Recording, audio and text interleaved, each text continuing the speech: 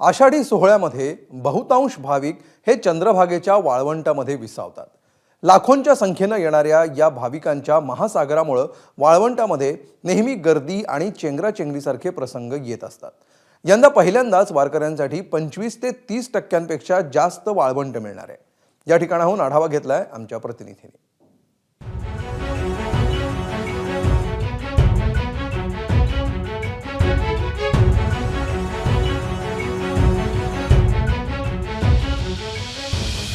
यावर्षी आषाढीत पहिल्यांदा जवळपास 25 ते 30% जादा वाळवंट भाविकांना वापरायला मिळणार आहे।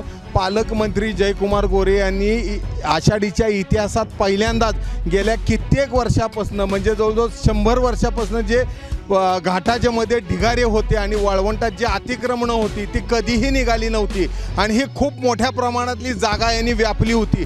आणि आता पालकमंत्र्यांच्या आदेशानंतर पाटबंधारे विभागाच्या अधिकाऱ्यांनी गेले 8 दिवसापासून ही संपूर्ण मातीचे ढिगारे हलवायला काम सुरू केलेलं आहे, ज्याच्यामुळे जवळपास 25 ते 30% वाळवंटाचा भाग वापरायला मिळणार आहे। आणि ह्याच्यामुळे ज्या भागात लोक कधी जाऊ शकत नव्हते, वाळवंटात खूप मोठी गर्दी होत असायची, तो भाग आता जादा जागा मिळाल्यामुळे भाविकांना सुलभपणे हालचाली करता येणार आहेत। भाविकांना इथं वाळवंटात यंदा मुक्तपणे आणि चांगल्या रीतीने वावरता येणार आहे आणि खूप मोठा भाग वाळवंटाचा पहिल्यांदा वापरात येणार आहे आणि त्याची सुरुवात आता झालेली आहे। संपूर्ण हे मातीचे ढिगारे झाडं हे सर्व काढण्यात येत आहे, अतिक्रमण काढण्यात येत आहे, त्यामुळे हे वाढलेलं वाळवंट भाविकांना आषाढीत चांगल्या रीतीनं फायदा देणार आहे। कॅमेरामन सचिन जाडेसह सुनील दिवान, एबीपी माझा।